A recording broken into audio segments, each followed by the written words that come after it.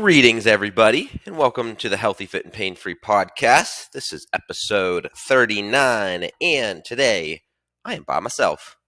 I do not have any co-host or anyone on today. It is just me, and we are here to talk about how to keep your back pain free in the winter. That's right. So I chose this topic because, I have a lot of people coming to me right now talking about back pain. Reaching out to me over social media about back pain. We have a few members who started because they're having back pain. They want to take control of it, especially with spring on the horizon. Even though Punxsutawney Phil told us there's going to be 6 more weeks of winter. Thank God, right? But no, so I chose this topic because winter is a big time of year to experience back pain. And that could be chronic back pain, so you might have actually been having this problem for a while now. Or this could be we got a big snow a few weeks back, so shoveling that foot of snow can definitely cause it. And then obviously there is slipping and falling on the ice and the many other things that we'll talk about today that contribute to that. So without further ado, let's begin. So to begin, what are the causes of low back pain?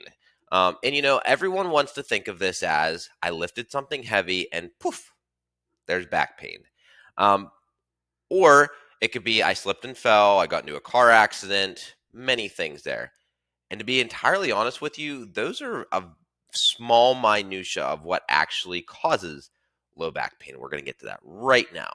So I have listed here 12 different ways. Now, granted, there are more outside of this, but without overwhelming you, I wanted to just give you 12 ways you can get low back pain that are not completely related.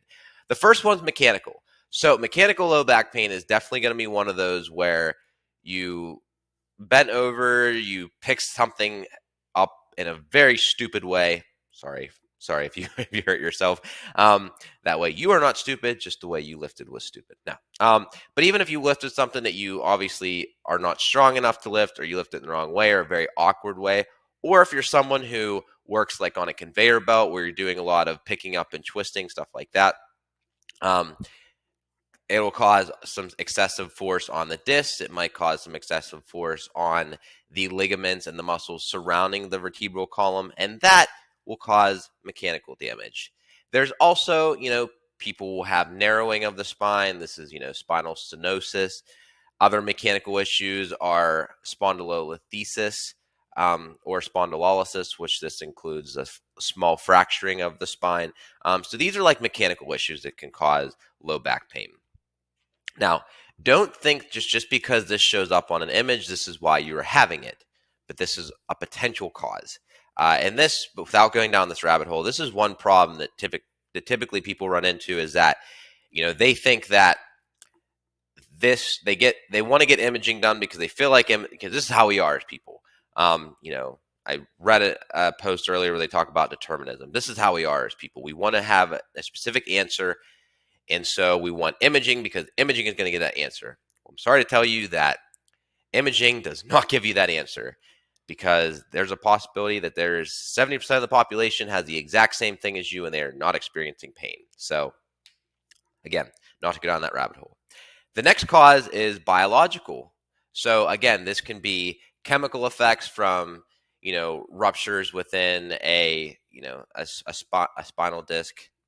This could also be nerves, so any type of biological electrochemical reaction with the nerve that can cause this. This can be any type of any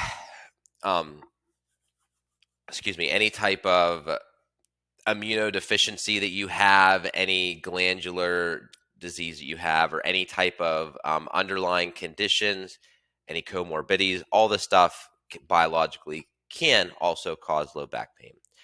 The third thing is mental.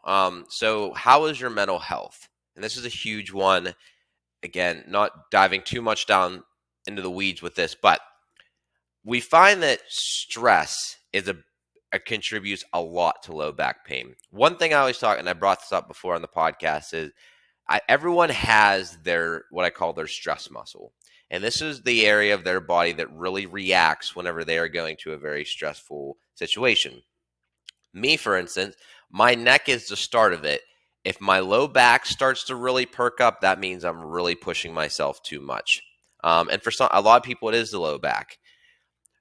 So the reason being this is whenever we're stressed out, our sympathetic nervous system is going through the roof. It thinks that we're going through, it releases adrenaline. It thinks that we're going through a very traumatic experience. Again, if you've ever heard the example, back in the day, that this used to be a saber-toothed tiger because we were running for our lives. Our body had to increase that adrenaline and eventually cortisol because it helped to keep us going for long periods to outrun the saber-toothed tiger.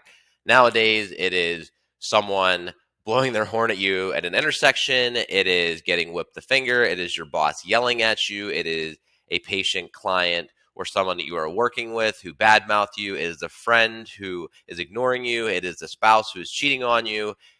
All these things that contribute to stress. And again, this makes our sympathetic nervous system go through the roof. Now, originally it's adrenaline. Adrenaline goes up because that's what our body needs.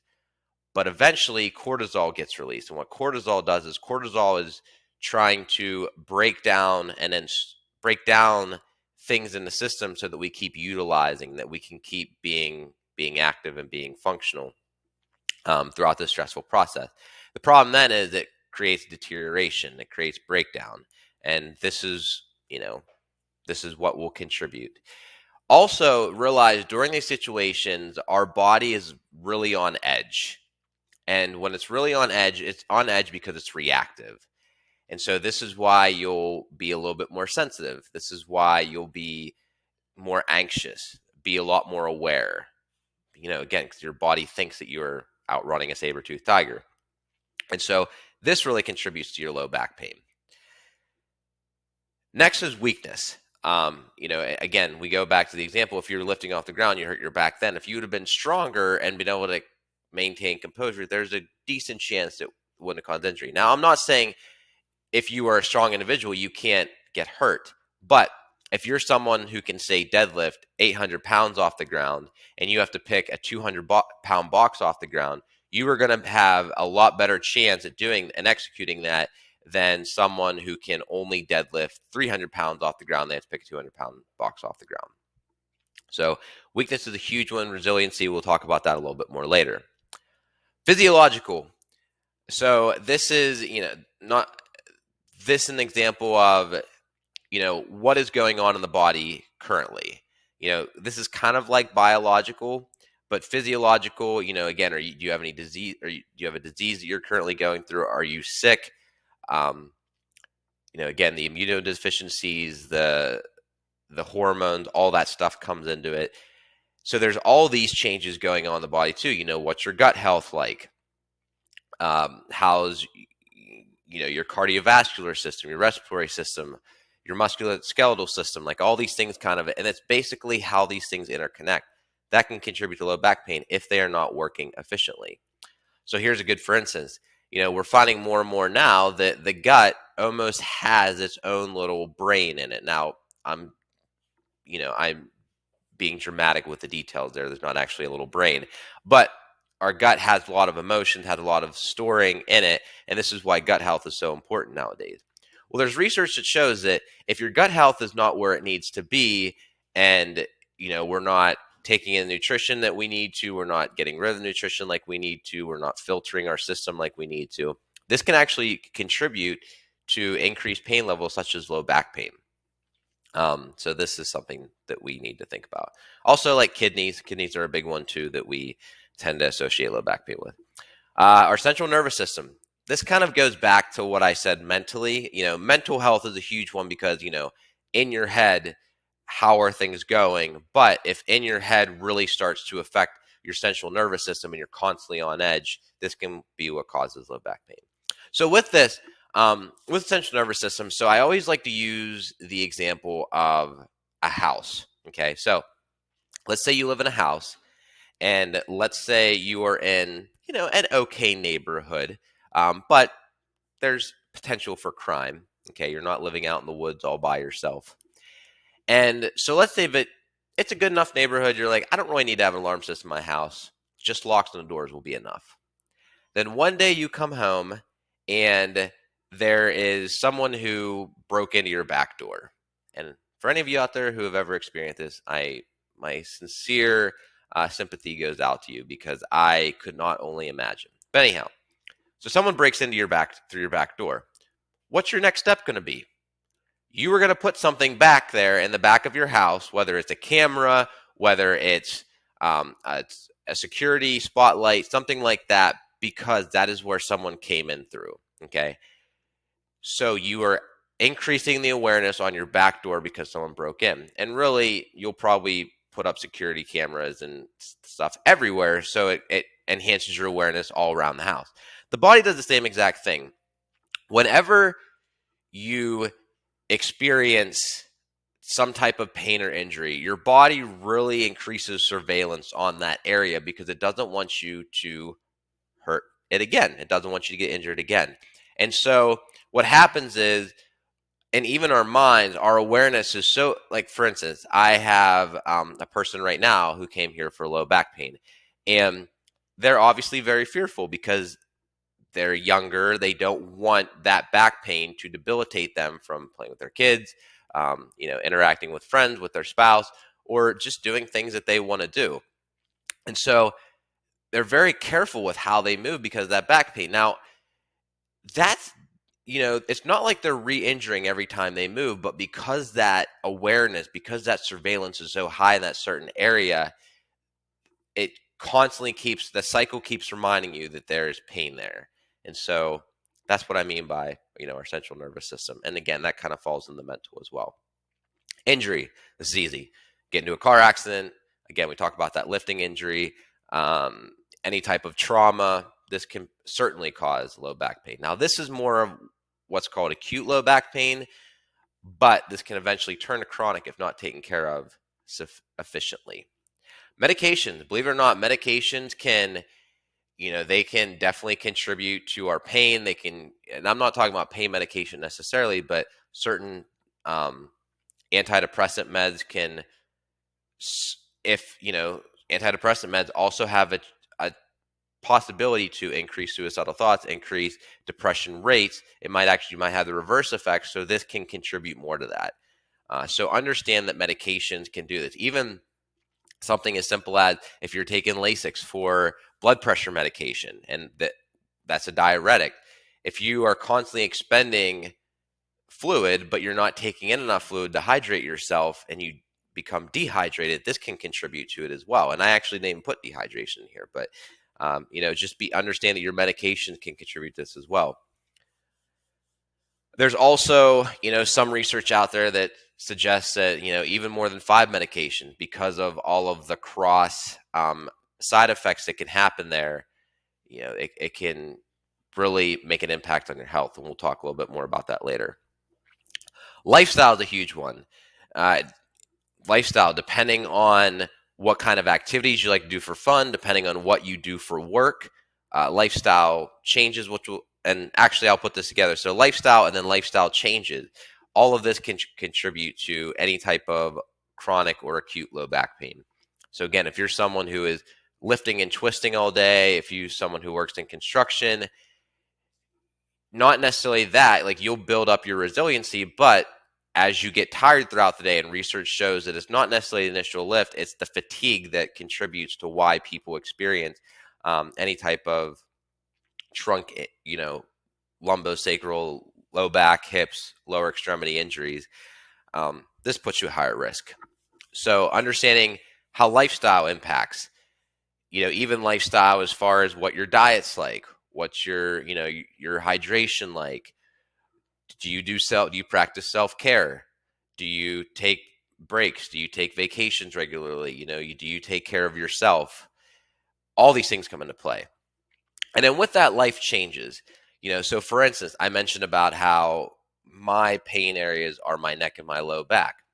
Well, whenever our son was first born, and, I was running a business and obviously was not getting sleep during the first 2 months at all, like hardly getting any sleep during the first 2 months. At one point, my low back really started to bother me. And I also started getting pain other places. Now I'm fine. Now I'm not experiencing that at all. But that was my big lifestyle change. Is I was sleeping 4 hours a night, maybe, and obviously the new stress of having a son, running a business, all that stuff. So, number 11, body weight. So, increase in fat mass, increase in body weight, decrease in muscle mass really puts a lot of stress on the body. I can't remember what exactly it is right now, but it's crazy the amount. You can have 10 times the force on the body just by 20-pound weight gain, something like that. So it's body weight really comes into this. So the first thing, if someone knows they need to lose weight, I'm not the type that's going to tell someone they need to, but if they know they need to lose weight, first thing I will bring forward to them is you need to lose weight and get your stress under control, and that'll severely impact, any type of low back pain or discomfort that you're having. So body weight is huge with this one. And then a sedentary lifestyle. Sedentary lifestyle has all of its things with it. Obviously, low activity, low muscle mass, low bone mass, increased adipose tissue, fat mass typically, and then with all the mental things with it too. People who are sedentary tend to have higher rates of depression and all of that stuff. So I could really stop the podcast here at 16 minutes with just what causes low back pain, but obviously that would not be fun because it would be kind of depressing that I just listed out all these reasons of why. So why do these increase? So why does, low back pain increase in the winter? Well, for one, less activity. For instance, one of my morning rituals is I love to take my dogs on a half-mile walk every single day. Well, with the temperatures being below 15 and my dogs aren't used to that temperature all the time, I don't take them out in it. Some of you out there might say, oh, you're just being a helicopter parent, helicopter dog parent. Maybe, but I don't really want to put them into that. I don't want to risk with all the salt and stuff on the road. It's not great for their paws. So we're not getting, they're not getting as much activity in the winter. It's the same thing. People aren't outside. The sun's not shining as much, especially here in Pittsburgh. Sun's not shining as much. So you don't really want to go out and perform activity as much unless you're obviously a snowboarder or, cross country ski or something like that. The temporary strenuous increase in activity goes up. So really what this is, if you're someone who shovels your driveway or even uses a snowblower, you might not do any activity all winter, but there's going to be maybe like 8 times or something like that where the increase in strenuous activity goes up significantly, and this can really put you at risk. A lot of times people get back injuries when shoveling or plowing snow because these aren't things that we do all the time. They're not going to the gym and working out. They're not as resilient as they could be, and then they put themselves in that provocative position. Number 3, blood flow decreases, and it makes us cold. Really. So the way our body functions, our body doesn't care too much about our limbs. It cares mostly about our core. As long as our core, where our organs and our heart and our lungs and everything, as long as it keeps our body temperature good there, we survive in the brain. As far as like our arms and our legs, there's not a whole lot of blood flow there. And so with that lack of blood flow, especially if you're not moving around to get it, our body experiences vasoconstriction because it keeps, the blood nice and tight so it can continue to move it throughout the body. This makes us cold. When we're cold, we tend to be a little bit more miserable. We shiver. We kind of tighten up because, again, we're trying to keep our limbs close to our body because we want to get warm. Well, that tightening up and that constricting, that can also contribute to discomfort in certain areas. Seasonal depression or mood changes. Seasonal mood changes, I should say. So this will obviously do it. We talked about earlier how mental, biological, physiological, our central nervous system, how all these things can contribute, medications, how all these things can contribute to causes of low back pain. So seasonal mood changes can certainly do this. If you go through a really low period, research shows that those who experience more depressive states, lower periods of self-worth, efficacy, all that stuff, lower emotional states have higher risk of experiencing some type of joint pain, low back pain, what have you. So poor diet. Studies show that our diet definitely becomes worse, around the winter time. One thing is the holidays. Obviously Thanksgiving's not in the winter, but that's when it gets a little bit colder. So Thanksgiving, Christmas, New Year's, Valentine's Day, if you want to throw it in there, you take someone out to eat. St. Patty's Day, enough said there. These are times where we eat a little bit more. Now, the Washington Post actually had an article out where it shows that body weight increases around 2 pounds, if not more, just during the winter time. Now, I would argue that this probably is even a little bit more nowadays, but you can see how, again, we talked about increase in body weight significantly puts more stress on our joints. So this will obviously contribute.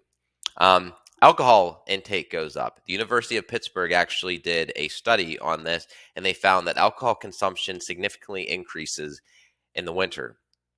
Now, this could be something as simple as seven more drinks a week, which 7 more drinks a week contributes to our overall health and wellness as well. So just being very cognizant of that and the fact that alcohol can really play a role in this. And then, this kind of goes with seasonal, mood changes, but mood is a big one. If you talk to people in the winter, they typically complain a lot more because it's cold. Right now, Mother Nature is bipolar. It's 40 one day and then it's below 20s the next day here in Pittsburgh anyhow. And so with that, you definitely notice people's mood swing a little bit more. So with those mood swings, it's definitely going to be change states to winter. So next topic I wanted to cover here is, the low back pain health. So there was a research study done for the best practices of research with clinical rheumatology in 2010. And they talked about, demographics or epidemiology study, and like the demographics that kind of where low back pain contributes. Now, this is kind of to add, to pile on. I know like there's a lot of bad that I've kind of mentioned here, but again, this is to help you get, and my whole point of this podcast is not to make you feel bad. It's not to, really affect your mood with this. It's to give you ideas that there's so many things that come into play. And a lot of times people come into my office if they're experiencing like chronic low back pain and they're at a point in their lives where they're like, I've tried everything, nothing's worked, I'm giving up. And a lot of it really has to do with, because it's so multidimensional, if we just start making little lifestyle changes, this can make a huge impact. So, things that they found, once you hit like 30 years old, this is where low back pain really starts to shoot up. And then, it really ramps up. And then once people hit like 60, 65 is where it really significantly increases. So, being over the age of 30, understand if you're not alone, if you're starting to experience it then. Stress and anxiety, those who have a very stressful job or experience anxiety on a regular basis. And this is, realize that this is individualized as well. So you might have your group of friends, or you and your spouse might be this way, where you have that one person in your group that they're very energetic, they're very active, they're a social butterfly, they're just like constantly talking, constantly, moving around.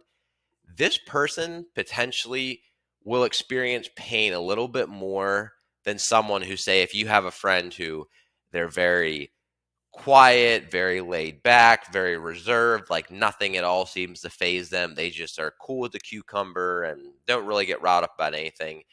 They're the type that they might not experience pain as easily. It really, again, comes down to central nervous system, comes down to individuality.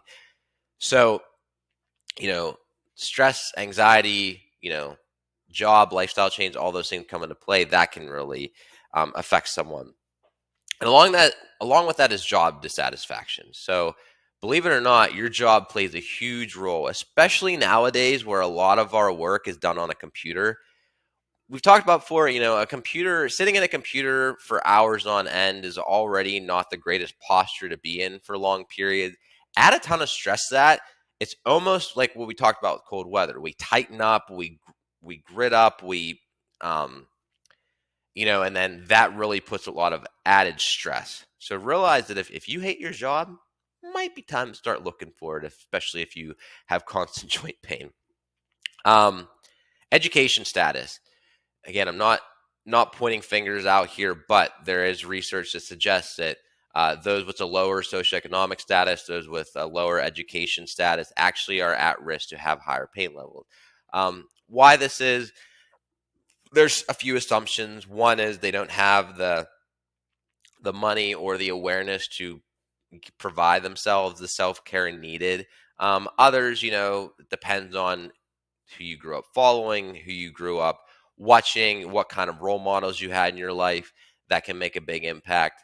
But again, this is definitely changeable. I'm not saying that just because you grew up in a bad part of town and maybe you had one parent or in a foster or whatever, or you didn't have the best role models, you can still make that change, obviously. I mean, me personally, like my parents weren't the healthiest, like they weren't the definition of health growing up. They luckily have the genetics and they stay active enough. But, for me, like I had to find my way as far as a healthier lifestyle. So with that, in addition to that, social and family support. This has actually been shown to be a huge part. So if someone has decreased social support, decreased family support, decreased, social circle to support them, this actually will also contribute to increases in low back pain, believe it or not. So you're the average of the 5 people you surround yourself with. Make sure you surround yourself with 5 great people. And then activity. Lower activity levels have been shown to also contribute to it. So with that, the 3 things not to do if you are experiencing low back pain, whether chronic or acute. And this is really I wanted to really dive into this because right now there are people out there who they're experiencing this. It's wintertime. So they're Googling everything they should do to make themselves better and to make their back pain go away. So one thing not to do is stretching and passive modalities. What I mean by this is if you are experiencing pain, if a doctor just gives you a bunch of stretches to do, please do not do them. Because they give those stretches to everybody who has back pain, and research shows that that's actually very ineffective. Now, in addition to that, we look up stretches on the internet. Again, we like to determinism. We like to have a very, put yourself in a category. This is what's going to fix me. But whenever you look up stretches on the internet, you're again looking up generalized information. Now, when I say passive modalities, I mean this in many different ways. This is medications. This is going to a massage therapist. Again, not saying that that's not a good thing, but again, more on that later. This is this is having some sort of like electrical stim type system. This is having some sort of mat that you lay on, like you having a massage chair, like all these things. Yes, they temporarily make you feel better, but research shows now one thing you need to understand is there is a reflex, or what I call like the snapback. So if you're experiencing some type of pain, and let's say you're experiencing pain in your low back. So you get down on the ground or you sit on a chair and you bend forward and you feel a stretch in your back and your pain starts to go away. I get it. It feels great. It feels magnificent. But what's happening is you are down regulating your system. You are just, there's all of these sensors going on in your muscles. You're telling them to relax. And so they do. However, the caveat to this is whenever everything starts to wake back up, they can actually reflect or snap back even worse than what they were before. And this is why, even with like electrical stimulation, patients would always say, oh, I felt better for like a couple hours and then like 2 hours and then it came back. Well, that's what happens is you downregulate everything, but then everything heightens and it's almost like snaps back with a vengeance. And that's why you'll have pain, more pain than not. Also with this, like realize that passive modalities are only again, making you comfortable with the current time, but they're not actually creating change. For instance, like someone might go to a massage therapist and their massage therapist is like, I'm breaking up all this stuff. I am, reforming your muscles, reforming your fascia, all that stuff. I'm not going to say they're wrong, but research shows otherwise. And we really don't know what we're doing. And many times, again, we're just decreasing tone, downregulating the nervous system. And so that's why you feel better at that current time. With that, you need to, during those moments, take advantage of that. And we'll talk about that a little later. Second thing to absolutely not do is rest. When someone tells you just rest, it's horrible. I hate that. Now, granted, if you experience an acute traumatic event, like a bad car accident, yes. For a couple of days, you do need to rest because your body is going through a lot of trauma at that point, and you need to try to bring it close to back to baseline. But after those couple of days, you really need to try to get back to as normal as possible. The problem with rest is, for one, rest messes with us mentally. If you're someone who's extremely physical and very active, and all of a sudden you can't do any activity, you'll go nuts. You'll go crazy. For me, like if I had to go more than 2 days without working out, it would bother the crap out of me. So, rest of this. Also with rest comes, less blood flow. The inflammation process is very stagnant. You're not having any force. So the muscles, the ligaments, the tendons, the bones, like there's no adaptations there. Rest is going to promote body weight gain, all that stuff. You're going to be bored, so you're probably going to eat more. And so there's so many things that surround rest that we really need to not do. And so, and again, the body needs to adapt. We need the correct amount of stress to our body so that it adapts. And if we don't have that stress, it is just going to start going the opposite direction. So just, I don't recommend rest because typically, too, people say rest because they don't actually have an answer for you. That's just the easiest go-to. Number 3, neglect. Do not be one of those people, and as a guy, we are famous for this. I'll just ignore it and it'll go away. Do not do that because it won't go away. I shouldn't say that. It might go away. There's some times where, if there's a certain pain that's just poked up again, lifestyle change, and eventually the lifestyle goes back to normal and that pain goes away. Sure. But do not neglect this. Do not make this like, I'll just ignore it or it'll go away. Or don't make it to where I'm going to have this forever. I just got to get used to it. Because what's going to happen is eventually that's really going to weigh on you mentally and physically and emotionally, that it's not going to go away, or it's just going to go somewhere else and affect you. So make sure you're doing the right things for it, the right things that affect you mechanically, biologically, mentally, physiologically, lifestyle, decrease body weight, and improve activity. So again, do not stretch or rely on passive modalities. Do not rest and do not neglect. Now, what 3 things should you do? So as you guys know, I always love to leave the episode with 3 key takeaways and actionable steps. So here they are for you. Get ready. Number 1, get your head straight. Okay. First thing you really need to do. If you are someone who is stressed out all the time, you really need to figure out better ways for stress management, more effective ways for stress management. If you're someone who has a very stressful job, if you don't love it, you need to do something else. Now, I realize that, I'm a millennial and people are probably going to laugh because that's how we feel. You got to love what you do. But if you're someone who really doesn't enjoy what you do, and you really got to think about your own well-being. Because if you are just going to do a job forever because there's a great pension and blah, blah, blah, well, you might not live long enough to experience that pension or that 401k because you're just constantly debilitating yourself every day.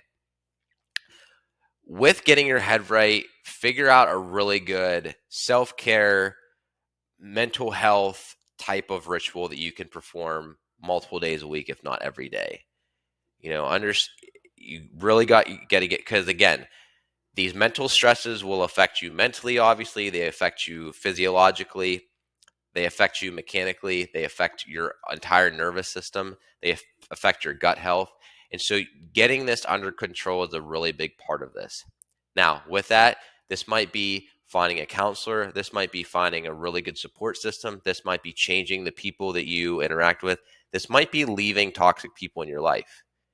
If you have like a spouse who's very toxic, or friends who are very toxic, or even if your parents or your in-laws or whatever are very toxic, you might need to really reform your life because they're affecting you. So first, get your mental health straight. Number 2, stay moving and become more resilient. So when I said earlier, do not stretch, what I mean by that is do not rely significantly on stretching, because again, stretching is a passive thing. You'll have that snap back. What I'm not saying is don't mobilize. Exercise in itself will promote mobility if you use full range of motion. So make sure that you are incorporating mobility into your daily routine. Okay, and this is with movement. This is not holds, this is movement. This is, again, moving throughout a full range of motion. So get moving for mobility, but then also become more resilient. So there are studies that show that the more resilient you are, the better your body will overcome joint pain if you're moving in a well-controlled, technologically sound kind of way. So for instance, like I talked about earlier, you have 2 people lifting up a 200-pound box, someone who can deadlift 300 pounds, someone who can deadlift 800 pounds. That person who can deadlift 800 pounds is a lot more resilient to lift up that weight, and so they can handle lifestyle a little bit more. At the same time, yes, you need to be stronger to become more resilient. So things like, deadlift variations or hinge variations off the floor are going to be very good for you. Things like lunging, like step-ups, like squats, those are going to be very good for you because they provide the load on your spine to promote core strengthening. And even cardiovascularly, like you want your cardiovascular system be in play. So it can help promote recovery. You want to have the endurance. So if you're doing work on the house and you're actively moving for 2 hours, you want to make sure that you have that capacity to be able to do that. Because again, as research shows, people typically break down because they are doing because they don't have the capacity, and the fatigue is what contributes to their low back pain. Now with this, do not I'm saying this by using heavier loaded activities. When I say resiliency, do not just get on the ground and start doing a bunch of crunches and other crap that you think is going to make you better. Core exercises that we think of really do not play the role that we think they do. And there's even research that shows that even things like crunches or like Superman's, like laying face down the ground doing Superman, the amount of compression and torque that actually puts on your spine is pretty significant. Whereas because you don't have all the muscles surrounding the spine supporting it. However, heavier deadlift, you can really have the muscle support there and the core support that can help you through that lift. We actually, whenever I was in college, we found a study where they had people do Olympic style lifters who they would perform their Olympic lift. They had a setup to where they were seeing the amount of force going through the spine during their Olympic lift, and then they had them pick up a pencil off the ground. And what they actually found is during the Olympic lift, there was less load placed on the spine than when they were picking up that pencil because they weren't engaging everything at one time. The body wasn't recruiting and reacting. So again, stay moving, but become more resilient. And for those of you who are working out, keep doing so and make sure you have that progressive overload. Number 3, do not let your low back pain, or any joint pain for that matter, dictate your life.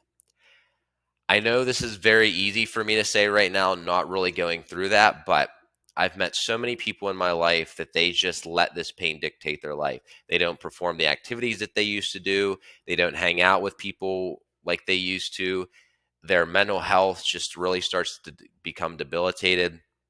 They don't move like they used to. They're afraid to do anything. And they really just let everything go to crap because they let it dictate their life. They start to drink more. They take all of these medications like M&Ms because they think that's going to help them from day to day, and that's no way to live. So with that, again, don't let it dictate your life. Make sure that you are checking the boxes in all of the healthy aspects of your life, whether that's mentally, physically, spiritually, financially, business side, family side, socially. Like, make sure you're checking all those boxes and doing everything you can. And again, try to get yourself back to baseline. So again, 3 big takeaways. First off, get your head right, get your mental health where it needs to be. Number 2, keep moving and become more resilient at the same time. That includes both from a strength perspective and cardiovascular perspective. And then number 3, do not let your low back pain dictate your life. Guys, thank you so much for listening to this episode. Please, please, please forward this to someone or tag someone in this podcast who could really benefit from this. I really want to help the world, if I'm being honest, have a better understanding of their low back pain and what they can do to make it better so that they don't fall down this rabbit hole that many people do. And with that as well, if you yourself are experiencing anything like this, you'll just please reach out to me and I will help you in any way possible to make sure you can get out of this low back, get out of any joint pain that you're experiencing now. So that's it for episode 39. Stay warm out there, people. The weather is hopefully changing, and I will see you all next week. Love you all. Mwah.